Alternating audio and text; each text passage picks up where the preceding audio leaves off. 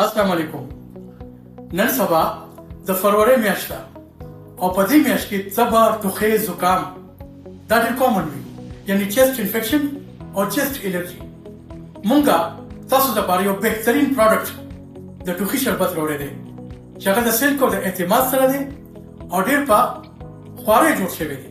خصوصا ستاسو لپاره واړه او لوی دواړه استعمالولی شي. ډېر په اعتماد سره استعمال کوي. کلیر ویس کف سیرپ د اوچ ټوخي او بلغمي دواړو لپاره مؤثر علاج. تھینک یو.